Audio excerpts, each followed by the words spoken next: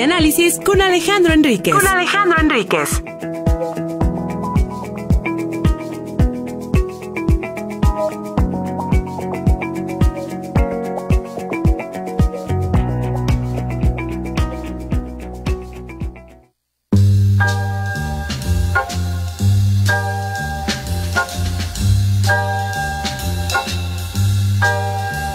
El abuelo un día cuando era muy joven, allá en su Galicia.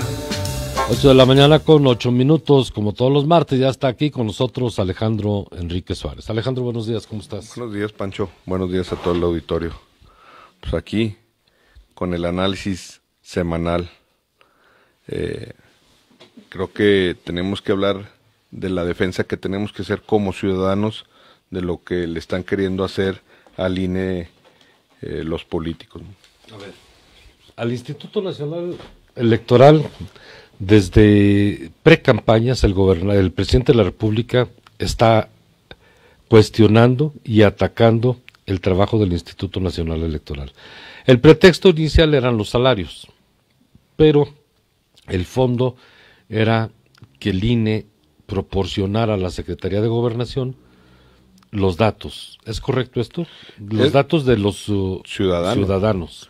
Ese es uno de los temas que de entrada es muy grave porque todos los proporcionamos para un fin en específico que era los procesos electorales y la identificación de los mismos, pero sobre todo que estaban resguardados por un organismo autónomo, independiente, y que se los pidiera la Secretaría de Gobernación en este caso es retroceder 30 años en este proceso de independencia de los organismos, pero sobre todo que yo creo que hoy en día nadie cuestiona unas elecciones que son calificadas, pero sobre todo que son contados los votos por todos los ciudadanos. Ahí hay de todos los partidos y en todas las partes del país, lo que permite tener autoridades, o en este caso gobiernos, legítimamente constituidos como el actual. Para ser muy claros, el presidente de la República y los diputados y senadores de Morena y de todos los demás partidos fueron calificadas sus elecciones y determinadas como legales por el instituto que ahora atacan y quieren controlar, pero sobre todo que quieren tener los datos de los ciudadanos, y eso es muy peligroso. A ver, pero hay que aclarar algo, Alejandro. Yo estoy de acuerdo que el INE no debe de entregar los datos, y menos a la Secretaría de Gobernación, por los antecedentes de la propia Secretaría de Gobernación. Pero esos datos, te voy a recordar, se ha vendido el padrón electoral en Tepito, ¿te acuerdas? Y en Santo Domingo, en México. Ese es uno de los problemas. Luego, por otro lado, todos los datos que hemos proporcionado, no sé si al INE o a cualquier otra entidad, ¿verdad? Hoy hay una gran violación a los datos personales. Por ejemplo, lo que hacen los bancos, lo que hacen los centros comerciales, lo que hacen las grandes cadenas comerciales. Tienen tu teléfono, tienen tu domicilio, y muchas veces son datos que tú no proporcionas. Y no le podemos echar la culpa al INE. ¿Quién tiene la culpa? ¿Nosotros mismos o quién? Son muchos mecanismos en los que se van generando estas bases de datos y uno va otorgando los datos. Pero si alguien transfiere tus datos sin tu autorización, está cometiendo un delito y se puede denunciar. La clave es probarlo, pero lo grave es en el INE dos cosas. Una, que la Secretaría de Gobernación le esté pidiendo estos datos biométricos o de identificación de los ciudadanos, que de entrada podría tener los gobiernos en diferentes esquemas, pero se los quiere pedir, y la clave es por cómo están ordenados, que es de manera electoral, y podría tener un uso faccioso por parte del gobierno, en este caso gobernados por Morena, pero puede ser por cualquier otro, y eso es lo que es peligroso, la estructuración de los propios datos. Y otro, la reforma que están haciendo un grupo de diputados y senadores del partido Morena, en el que quieren remover al presidente y que sea nombrado por la Cámara de Diputados, lo cual vulneraría la autonomía del INE y daríamos, como lo dijo Porfirio Muñoz Ledo, un paso 30 o 40 años atrás en la autonomía del propio instituto, porque entonces controlaría el instituto y a su presidente, el grupo mayoritario, en este caso de Morena, desde la Cámara de Diputados. Y eso lo que pone en riesgo, para ser muy claros y precisos, es la democracia y pone en riesgo al país, porque entonces volveríamos a esas épocas en las que no confiábamos en los resultados de los procesos electorales porque estarían controlados o amañados por algún grupo determinado. Y eso es lo que debemos defender. Estos dos ataques que se le hacen al instituto, debemos defenderlos todos, como ciudadanos de todos los partidos, porque lo que nos está garantizando el instituto, si bien es cierto que es perfectible en algunas cosas, lo que no podemos dejar de reconocer es que ha permitido que haya 3 transiciones, es decir, cambió del PRI al PAN con Vicente Fox sin mayores sobresaltos, y luego del PAN al PRI, y luego ahora del PRI a Morena. Y la estabilidad del país, al menos macroeconómica y de temas de confrontación, no ha pasado a mayores. Si bien es cierto, hay temas que hay que corregir, podemos decir que las elecciones son calificadas de legales y reconocidas por la mayoría de los mexicanos. Esto es un gran avance que ha tenido la democracia en nuestro país y que no se hacen estos cambios o estas transiciones mediante las armas.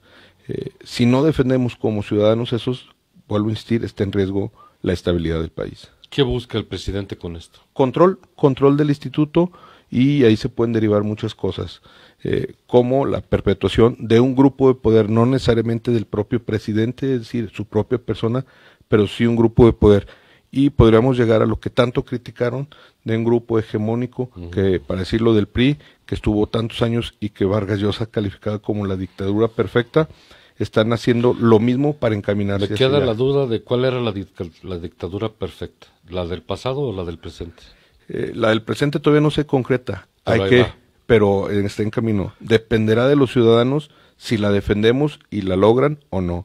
La clave está en que todos los ciudadanos debemos de participar en esta defensa del instituto, porque son nuestras propias instituciones que nos han costado, hay que ser muy claros en esto, no ha sido una concesión graciosa de ningún grupo del poder, se han conquistado por luchas de muchos ciudadanos de todos los partidos, como para que ahora quieran destruirlas de una manera tan burda, ¿no? Lo que ellos mismos construyeron. Sí, hay que decirlo también, participaron en esta construcción de instituciones en aras de llegar al poder, pero lo que tenemos que respetar es esta autonomía, estas instituciones, y yo siempre lo he dicho muy claro, los mexicanos en el 18 votamos por un cambio, pero ese cambio es hacia futuro, no para atrás, y eso hay que decirles a los que están gobernando, que si bien es cierto votamos por un cambio, debe ser volteando hacia el futuro para mejorar las cosas y no para retroceder. Caso similar, Alejandro, está pasando en el Instituto Nacional de Acceso a la Información.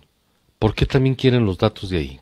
Y quieren cambiar al presidente, que por cierto es zacatecano, y quieren meter ahí a su propia gente. Porque genera independencia. Esta cooptación de los órganos autónomos en general, el INE, el INAI, incluso derechos humanos. Que bueno, son, ahí se quedó tranquilo López Obrador porque puso a la que él quiso. Sí, ese es el problema, y que son organismos que estaban generan un contrapeso en este sistema político, porque son organismos que en esencia son ciudadanos, incluso el propio Instituto Electoral es ciudadano. Lo que tenemos que hacer es no permitir que capturen estas instituciones, porque son los únicos contrapesos ya reales que existen. Hay que entender que el Congreso de la Unión son órganos políticos, que ahorita están controlados por la mayoría porque así lo decidimos los mexicanos, pero queda el Poder Judicial y los organismos autónomos. Tratar de destruirlos y controlarlos es atentar contra la vida pública del país y contra la democracia de nuestro país. ¿Qué es lo que quieren? Control absoluto. Dependerá de los mexicanos. Hay que ser muy claros y precisos, decir que ganaron con una mayoría de 30 millones de votos, pero somos 125 millones de mexicanos.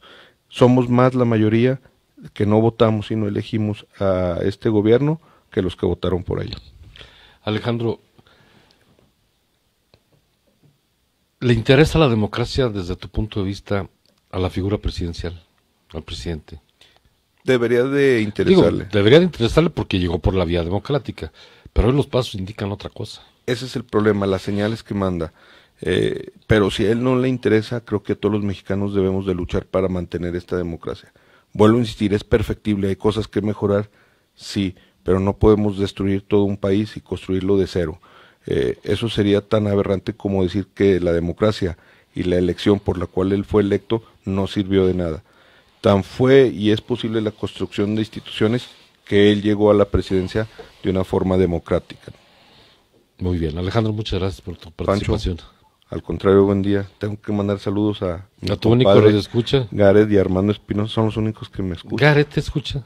Pues eso dijo la semana pasada. Bueno, mira, aquí traigo la fecha de un mensaje que le mandé, no, ya tiene como en diciembre se lo mandé, para que me diera una clave para poder entrar aquí. A ver si a ti te hace caso. Esperemos si nos esté escuchando y se reporte. Ahí vamos a ver si conquisté otro radio escucha o nada más seguimos con el mismo. Bueno, ahí estamos. Toño, pausa y regresamos. Plantar el árbol que tan